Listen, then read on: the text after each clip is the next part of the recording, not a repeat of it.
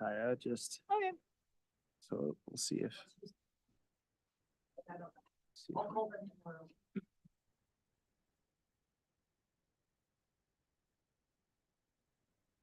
think we are good to go. Looks like you're staying. Okay. Thank you, Summer. Thank you. Thank you, Summer. Thank you.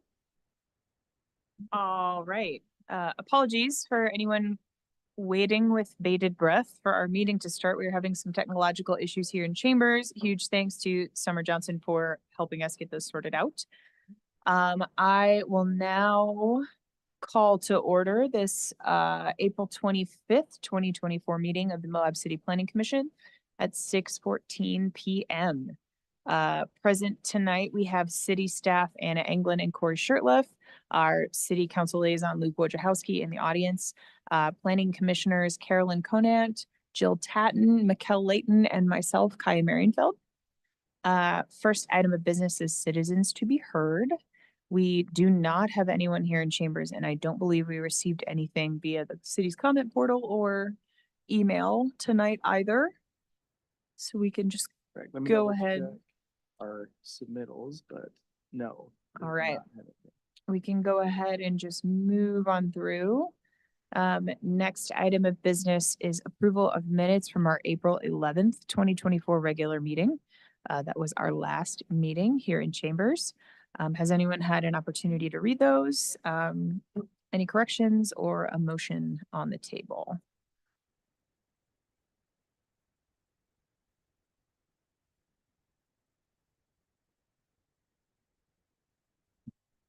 I can make a motion to approve the minutes from the regular meeting on April 11th, 2024 from the Moab City Planning Commission.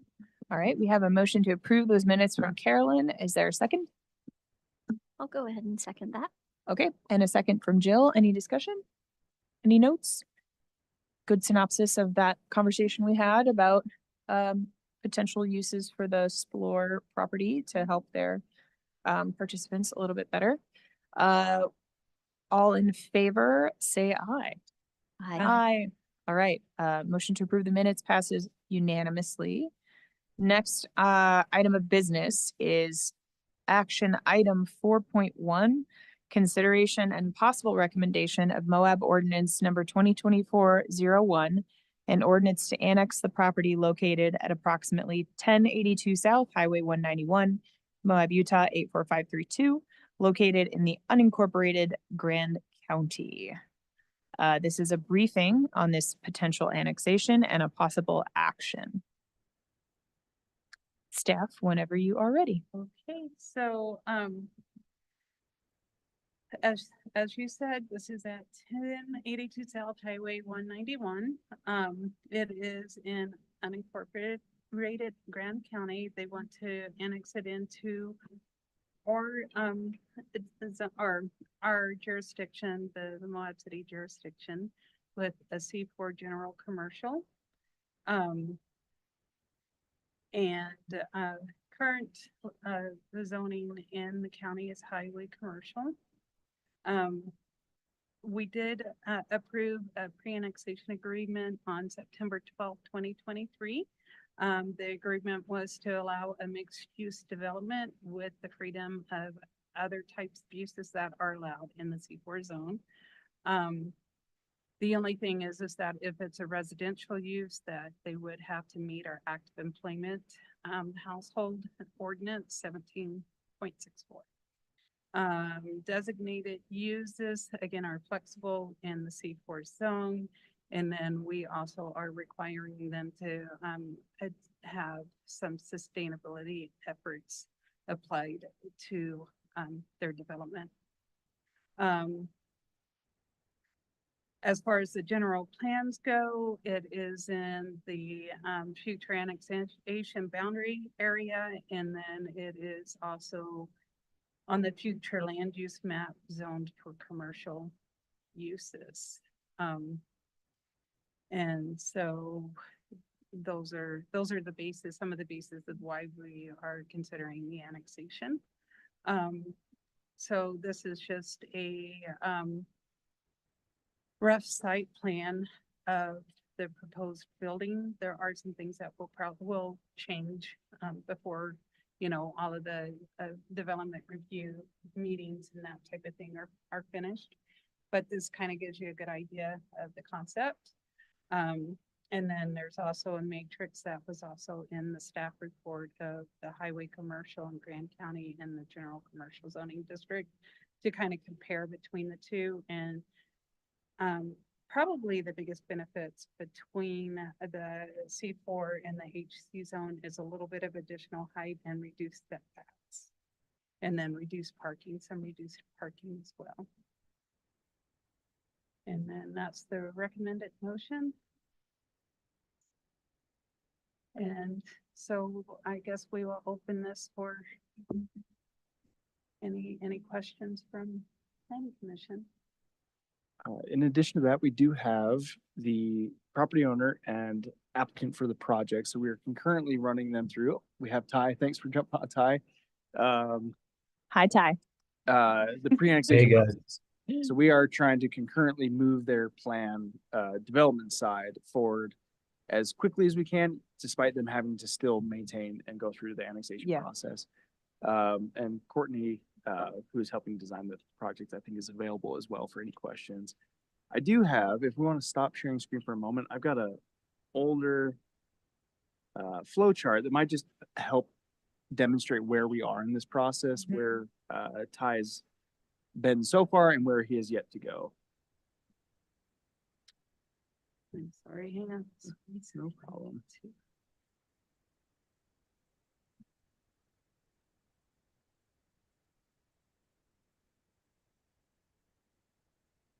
I lost the screen. I think you're good. Okay. And so this is maybe a bit of an oversimplification of the state annexation process, but it does kind of show, I think, generally where we're headed with this. So this project has gone through the pre-annexation agreement process and was approved for that pre-annexation with the conditions that were described, and then had recently had its petition accepted by Grand County and then moved through the certification process with City Council recently, and then filed for its certificates with our city recorder.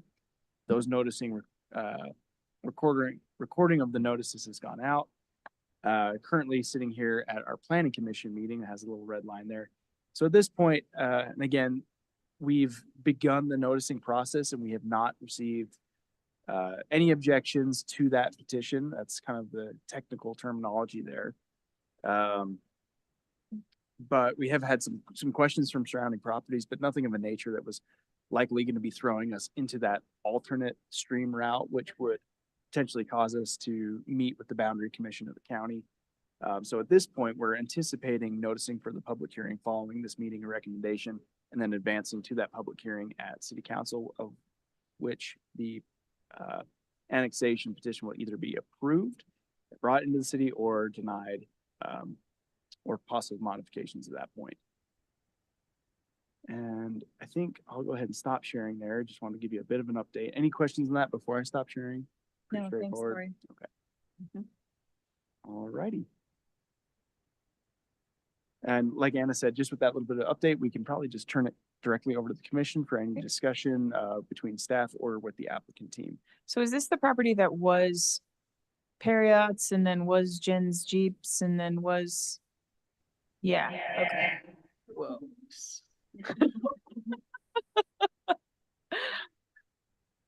Yes, that is the property. to answer Okay. that question for you. Okay, cool. All right. I mean, personally, I love an annexation of something where we are getting something for the community, which office space is a huge one that we lack. More light retail, cafe space, all of that I think is fabulous. I think it's nice to have some along that corridor too. I think it's a good and appropriate zone to come in on for the annexation as well, which I know is our primary purpose here. So Awesome. that's kind of it for me. Any other commissioners have input? Anything from? Yeah, I want to County talk about perspective? the fact that this isn't a subdivision. And why do we not require this particular property to vacate its position in its subdivision or do a plat amendment of some kind to take itself out of a subdivision before it requests to annex to the city. I think subdivisions are gonna be, recorded with Grand County regardless if it's in Moab City jurisdiction or not. Say that again. So, subdivisions are going to be recorded with Grand County, whether or not it is in Moab's jurisdiction or not. So it shouldn't change anything about the subdivision, whether or not it's in our jurisdiction or if it's in unincorporated Grand County. So it's not gonna change the plat at all. Okay. And I think It's not to, gonna affect it. yeah, and to Mikhail's point, depending on the construction of, So the parcel. maybe not so much the use, but the original subdivision approval documents. So depending on how those were constructed, And the CCNRs involved. correct. And typically, and historically within Moab, there weren't what I'd consider significant conditions under what subdivisions were put. We'll kind of put it that way. Okay. They were very limited in their division and lot assessments versus now where as we're processing within the city, at least what we call major subdivisions, a lot of those conditions are built in.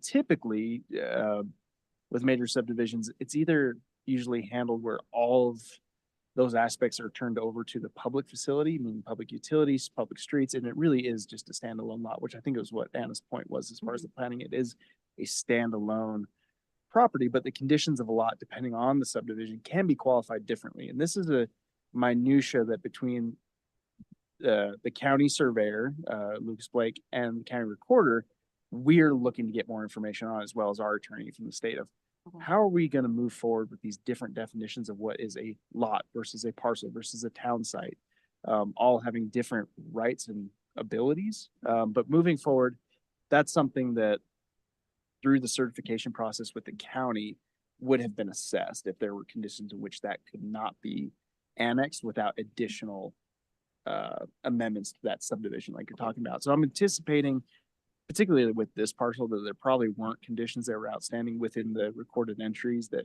we would have had to, or the property owner would have had to navigate prior to this. But your point's well taken. So if, say, there's a residential lot in a county subdivision, and all of a sudden, because it is adjacent, maybe on the backside of that subdivision, it's joining a separate jurisdiction, I can see the issue with that.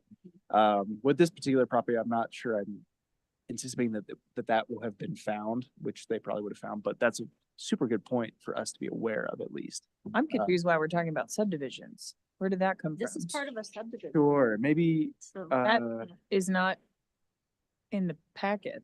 so, mentioned like one tiny little place in the packet. yeah, Block, Oh, that, block 5, block 8. that plat A. escaped my notice. I'm like, why are we talking about subdivisions? sure. It's, it's a great observation. I think, It's not in To a any of the degree. narrative about it, so. No, it's not. right, how Moab, and that's again, coming from the county plating record. Is there, and this is again where Lucas, as the county surveyor and the county recorder, can maybe explain the difference and minutia between all these different definitions of what Mhm. land description are. But within Moab, there's essentially a major area of what we call town sites, originally designated parcels. Yep. Not a part of other subdivisions. But then those were usually larger pieces of tracts of land, tracts of land. And as those are continually subdivided, some of them are subdivided into major subdivision jurisdictions and some are divided into additional tracts. Yeah. So they may be a lot of a minor subdivision or a tract division. Yep. But not a, what we typically think is like a residential subdivision. Mhm. And this is in the analysis of lots where that usually would have come up of them needing to follow different state regulations. So when we do a lot line adjustment, I'm really sorry, Ty and Courtney, we're kind of going on a tangent, but it is a good one. Flexing our review here a little bit is if we were to explore a lot line adjustment, and Anna and I were just talking about this, if that property qualifies as a parcel, town site, or some other type of land definition that is not part of a subdivision, it can go through administrative approval, just to make sure it meets boundaries, and then go right to the county recorder to adjust that land. Mhm. But if it's a part of a subdivision, it has to go through a totally separate process and noticing process to make any adjustments, which was, I think, where Mikkel was kind of coming from. Was there any additional noticing that needed to be applied here? Anything else? It's my understanding that the county certification process would have handled that if that was needed, that we would have gone down that road.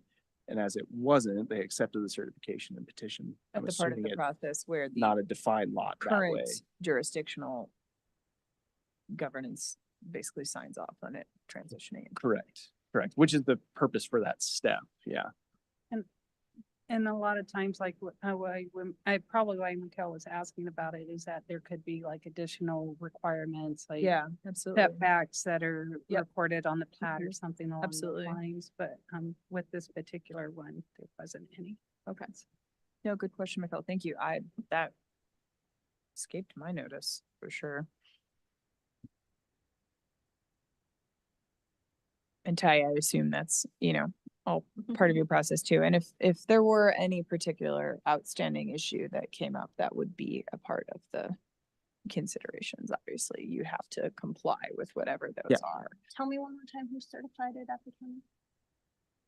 I believe it would have been the Grand County Recording Recorder- Office, yeah. Recorder's office? So I'm not sure if it'd be the recorder himself. Okay.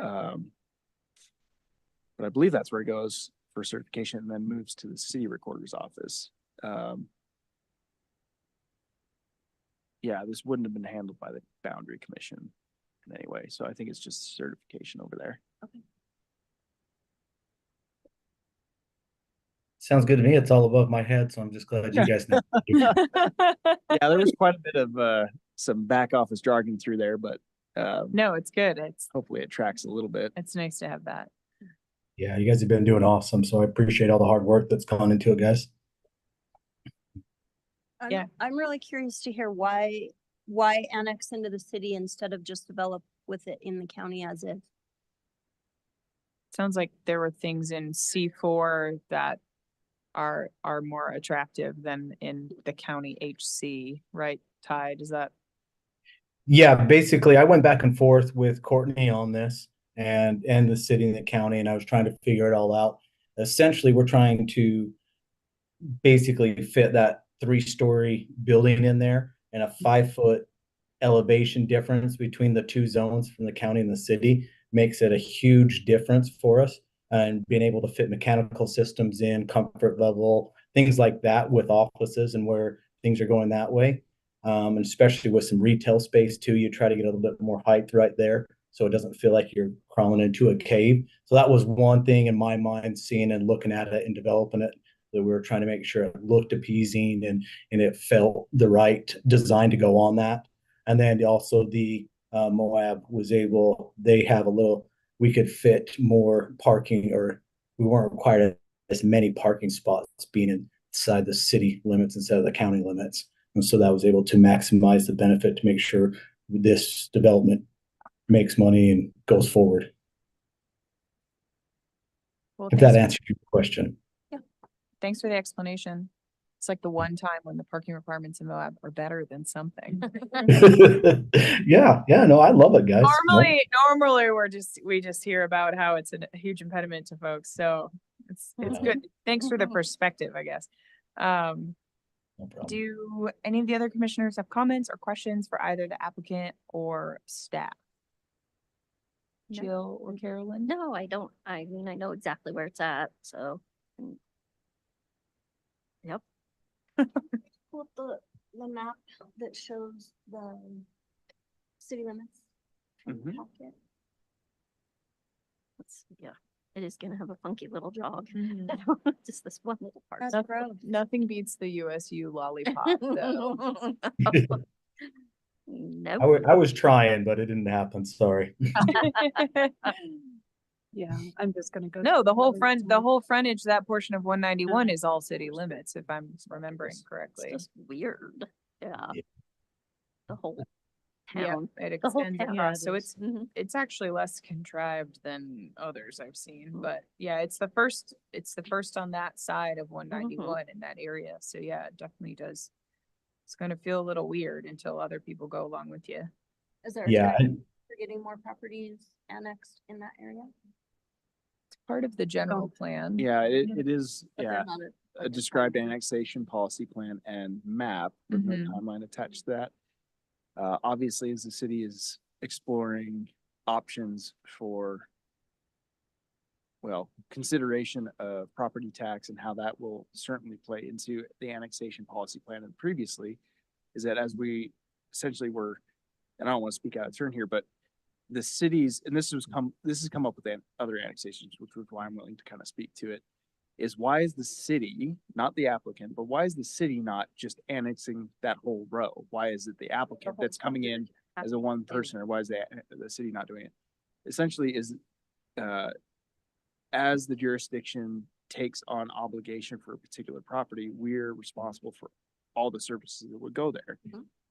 As the city is not currently assessing a property tax, which Yep. is where the link is, Yeah. is we don't have additional funding to allocate to improving those services for those areas. So if it's a one-off property like this, the service is already established, the access is already established, and the road is already in jurisdiction. So again, this is why when this was considered, it was not creating a, what would be considered unacceptable burden on the city to accommodate services for this property. Okay. But when we are looking at bigger swath areas that especially bring in new roads that we don't currently have the funding to maintain or improve, that is the major reason why the city has not been a, what I'll call proactive player in the annexation process, but more reactive of letting applicants petition themselves. And that's a really odd thing with the way the annexation code is written, is most of the time the jurisdiction is the one annexing. So all these petitions and, or I should say, objections are really meant from the people within the annexation area objecting to being annexed. That's really what it's framed like. So when we've had objections in the past where we're saying, I'm sorry, you don't qualify, it's because that person is not within the annexation area, nor are they an entity that qualifies to be outside of the annexation area that would have interest in that area. So if that makes sense a little bit, is when you're doing it property by property, it's kind of flipping what the state perceives as an annexation process until a place that Moab's in a position that we will probably be more aggressively pursuing annexation in Yeah. the future to bring a little bit more conformity to what is the main body of Moab, Yep. the proposed annexation policy area. Hope that explanation works for you. But yeah, and Anna's pulled up our Google Earth site. It's a little bit more interactive than the No, city map that we showed. But that does show the zoning and jurisdictional Old boundary one, for the but- city. Yeah, further or again? Yeah, just to see kind of It's the next to the whole, old South Maverick. like Ty, all the zoning in that area.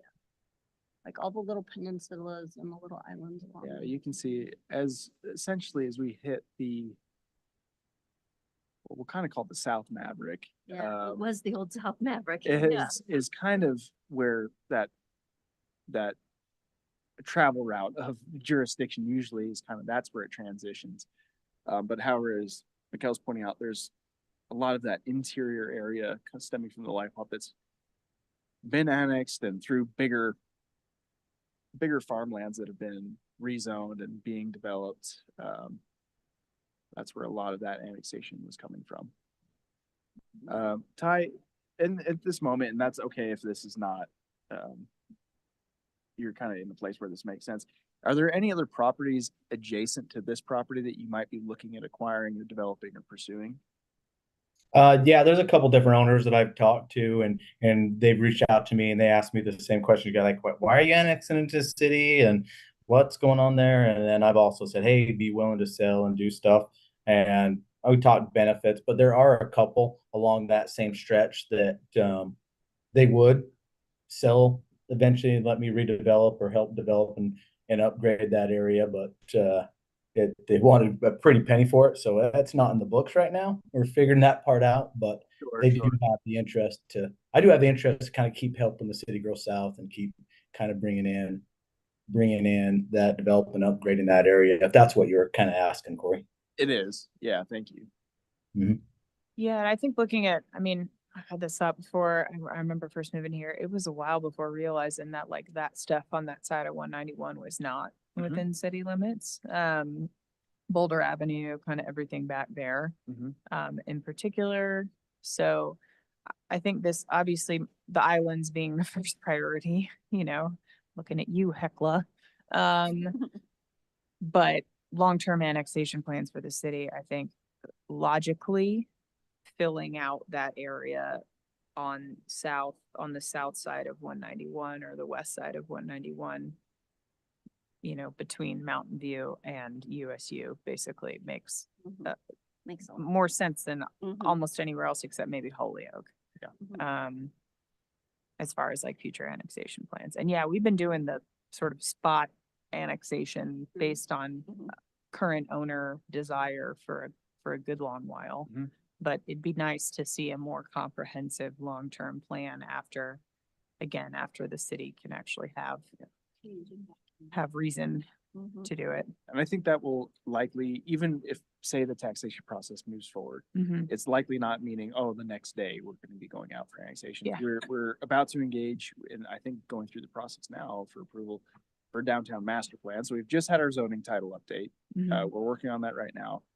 Engaging in the downtown master plan, and then following that, very likely and hopefully a general plan update, which would be massive and very important. But then following that, we'd probably be following the footsteps of the county in their process. We're kind of bouncing between each other and how we're Mhm. approaching it, but is a future land use plan to accompany with the findings of all the general plan and all the other plans.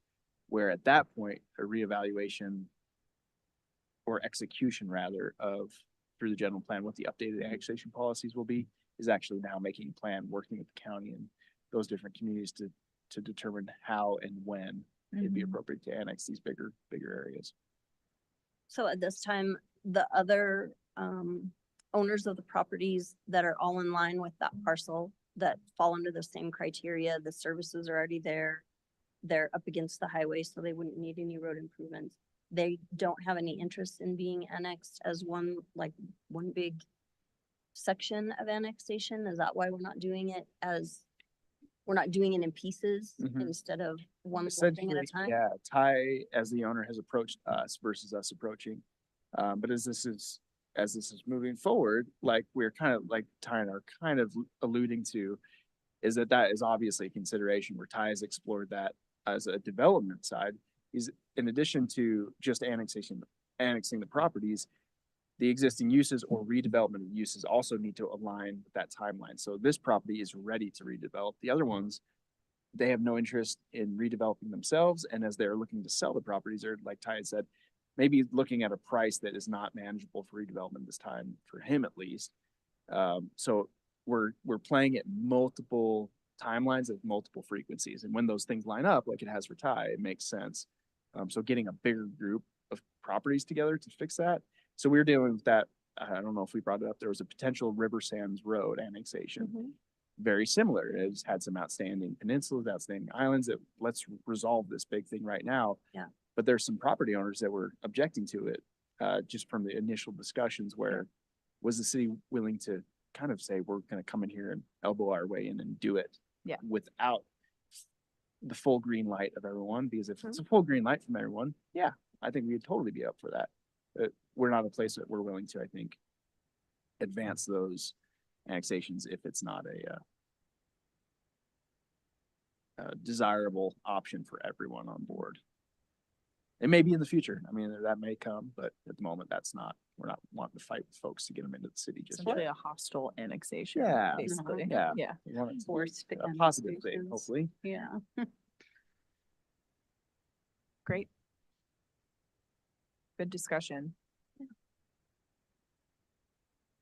Anxious to see it move forward. Well, with that said, would you like to make a motion, Jill? Yes. I move to forward a positive recommendation to the Moab City Council on Moab Ordinance 2024-01, an ordinance to approve the annexation of property located at 1082 South Highway 191, Moab, Utah 84532. That works.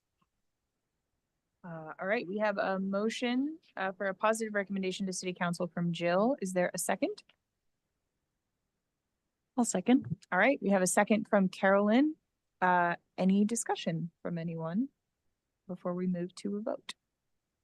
Cal, any more questions or Oh, I comments? still don't like it. I don't like the little island peninsula thing it makes. I don't like it that it's one parcel out of an entire subdivision. I don't like that it's one parcel that's getting developed, higher, taller, bigger than everything around it and that little residential neighborhood behind it. Just kind of has to.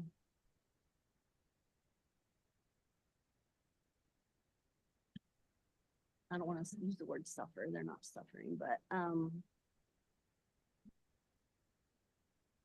it's odd. It feels a lot like spot zoning, you know, and letting some big giant thing come into a small neighborhood.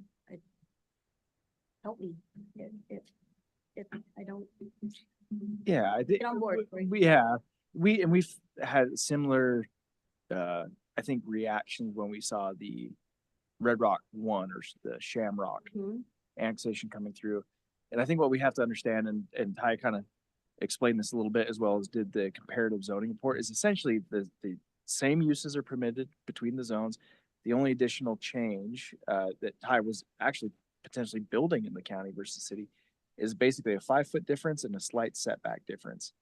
And Anna can check me on it. It was 8 feet to 7 foot or 7 feet to 0 feet on a side setback, 25 foot from 15 foot. So it's a It's a greater zero- front setback, less of a side setback, and then 5 additional feet. So it's to your point, of why I feel I don't feel compelled that this is a major change to the nature of the existing situation. It's really a difference of 5 feet in height, which is not nothing. And again, I'm going to give credence to that. But if you were to build a 35-foot commercial structure exactly the way Ty is proposing versus 39 some feet, Mhm.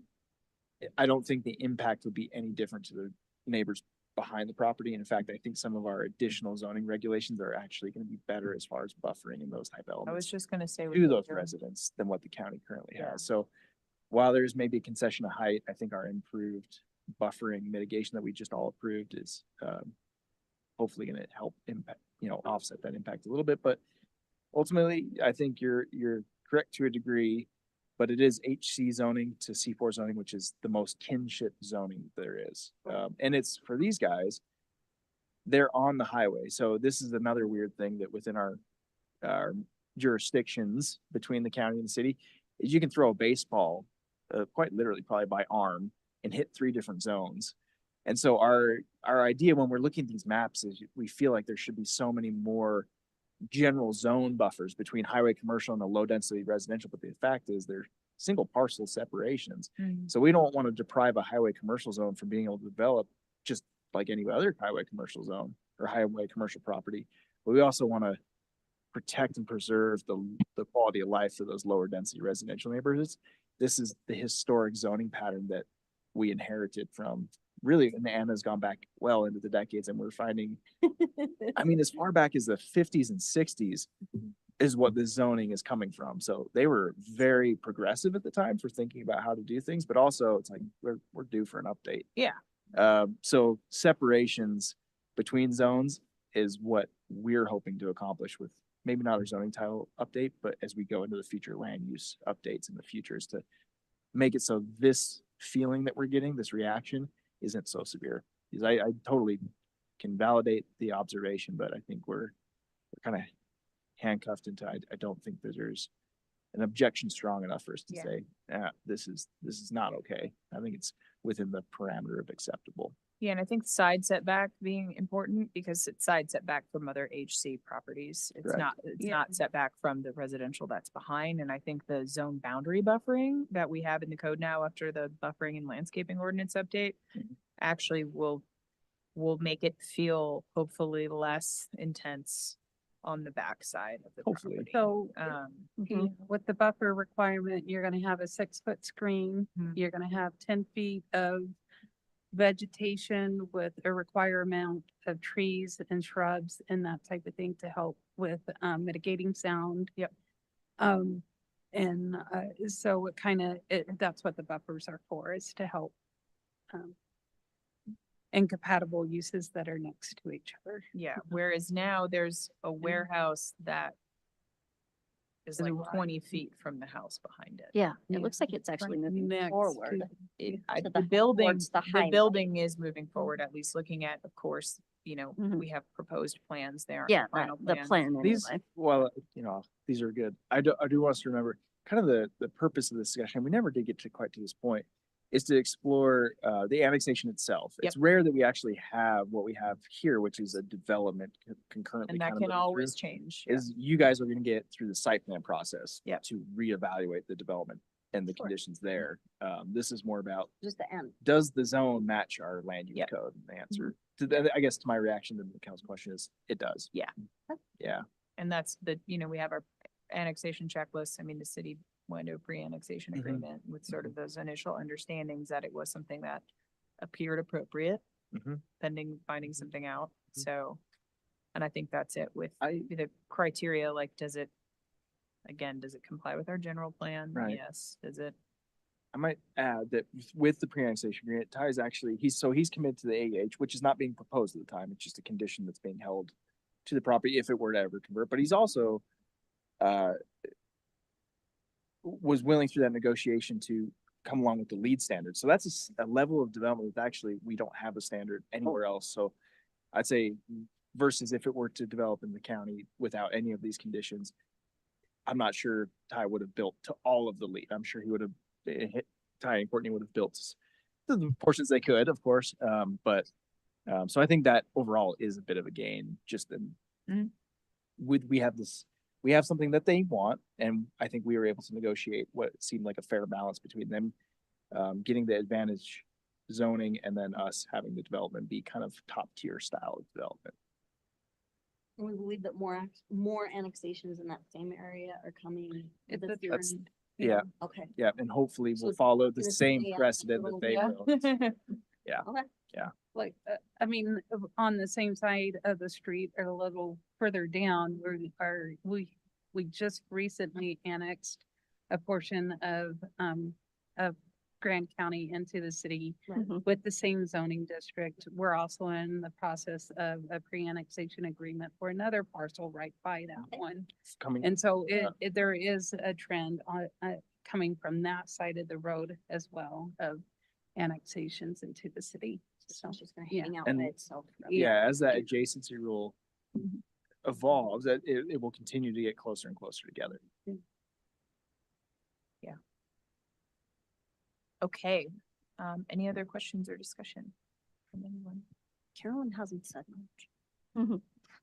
She's just along for the My ride. only You don't have question to if you don't before want was to. about the time, whether there was a timeline associated with the Mm. future annexation map, but we already talked about that. And I agree that I think the zoning is, conducive with what's there and that the kind of conditions that Ty agreed to for building to high environmental standard is really great and will be a boon to that commercial corridor, whether properties stay in the county or also move over to the city in the near future. It's so important to invest in new infrastructure that, is like energy efficient and Mhm. sustainable building practices that we know Courtney's committed to and everything as well. So yeah, I'm overall pretty excited about it.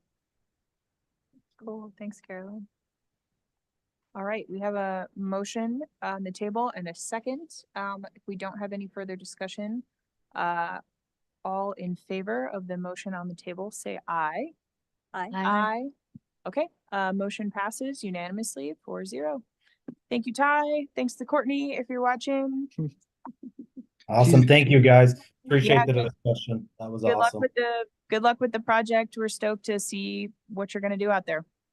I am too. I think it'll be really good. I'm Awesome. excited. Thank you. All right, thanks, man. Have a good night. All right, too. See you guys. Good discussion, you guys. You girls. As always, the discussion, always. No, it's great. it Never disappoints. Well, it's good to think about that too, because I know I, for one, am like always generally really excited about annexations into the Mhm. city, just because I do think we have some cool stuff happening Mhm. and it's fun to see how developers or property owners think about like, oh, I like how the city is doing X, Y, and Z, and so it'd be nice to be able to develop the property under that Mhm. particular Like framework. to see that, So, yeah, that whole Mhm. area. but it's Mhm. good to have, we don't want to create a chaotic Yeah. Yeah. situation. And that's, for anybody. for those, well, Kaya, traditionally, it was the city's practice to not typically engage in pre-annexation agreements. Because at this meeting, typically, that's where the planning commission on behalf of the community really assessed how the zoning would fit. Because again, we typically don't have the development on hand to kind of show exactly what it's gonna look like, but more or less, we want to annex in, here's the zoning we want. But it gave us a lot more to communicate through, but as the pre-annexation said that if the city were to annex, the city council has already established what the zoning is, so planning commission and the public process for that has kind of been expedited a little bit Yeah. prior to us. However, there's been a shift in this paradigm of it with kind of wanting to sparingly use pre-annexations because of the state amendments to how we can incentivize development.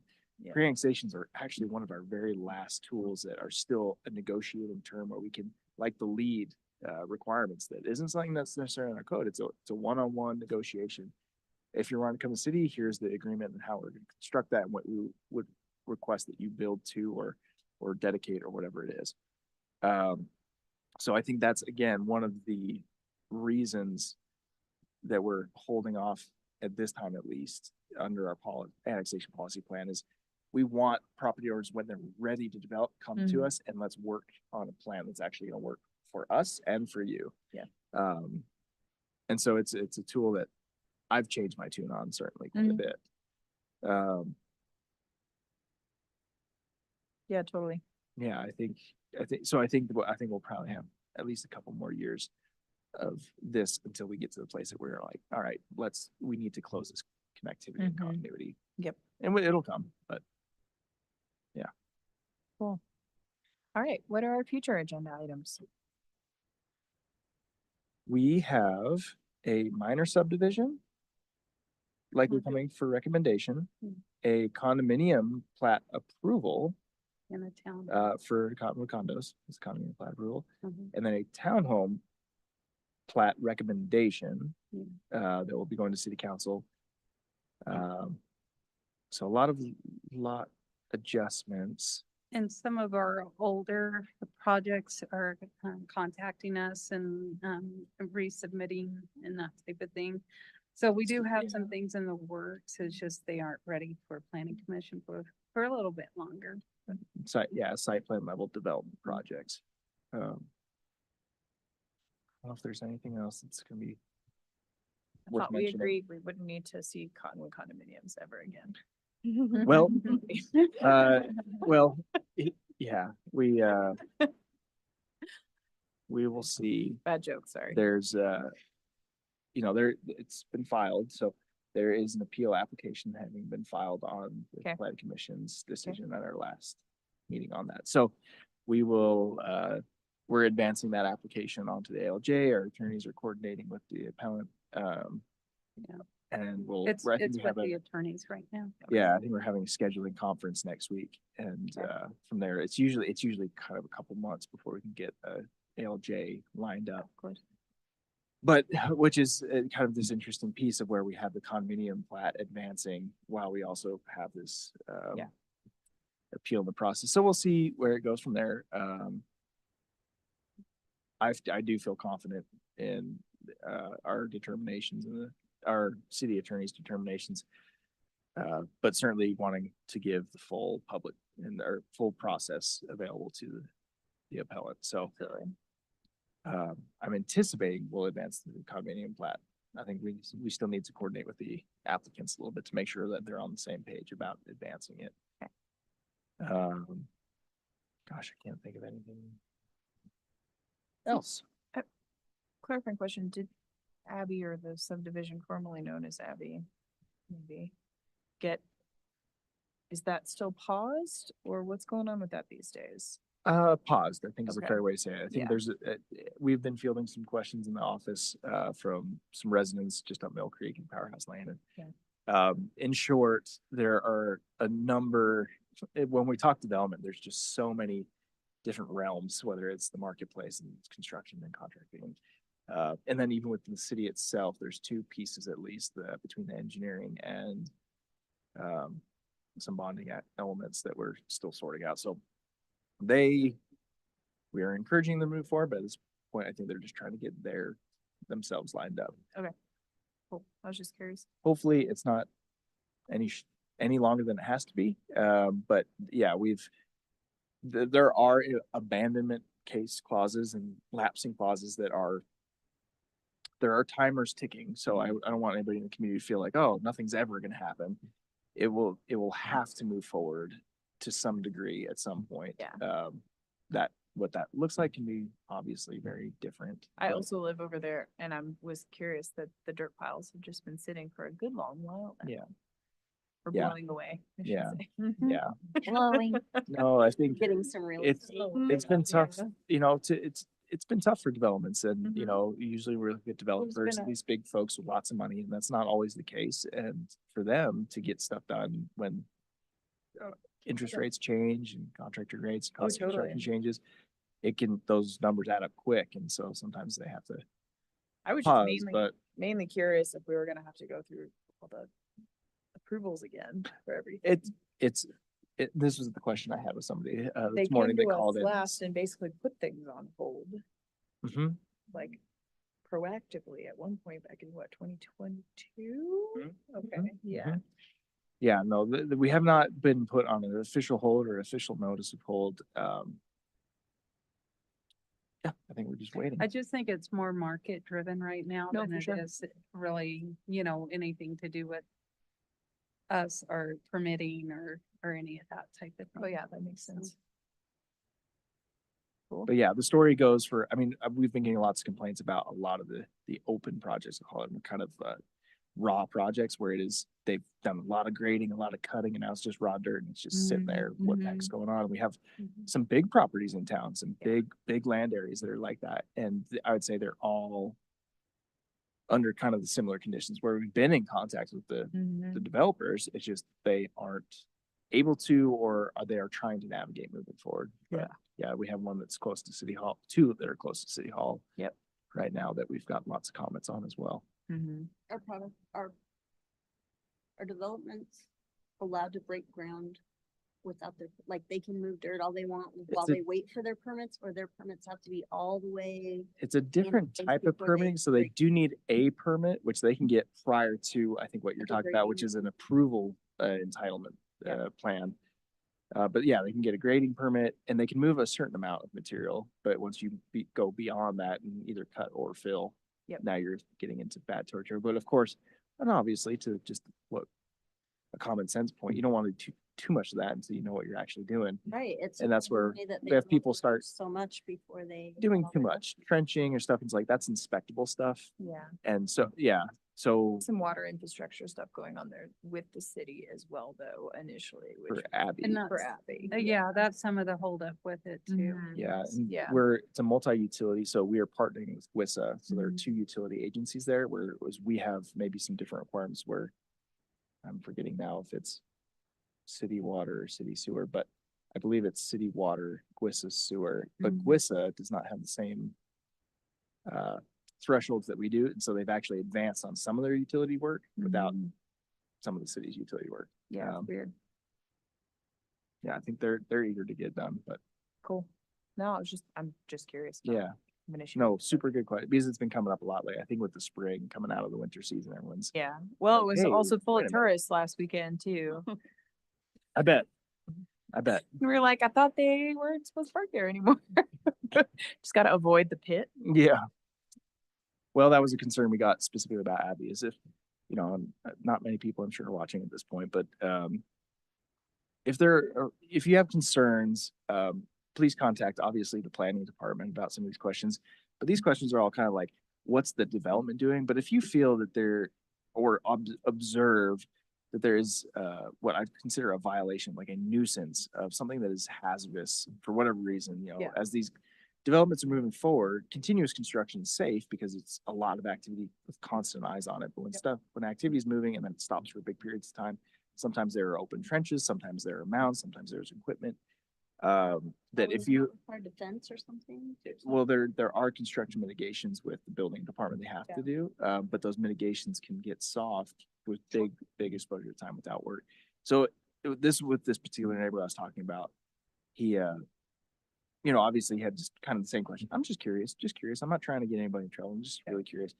And I said, well, you know, but if you are having like serious, we want to know, and that would be actually directed through the city's code compliance office. So give the planning office a call, we'll direct you, or you can just moabcity.org and find code compliance.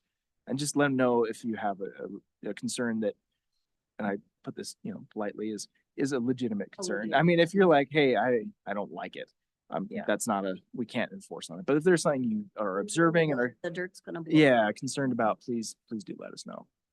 There's Cool. All right, I think I covered it for now. adjourn this meeting at 7:04 PM. Thanks, everybody. Job, everybody. Thank you.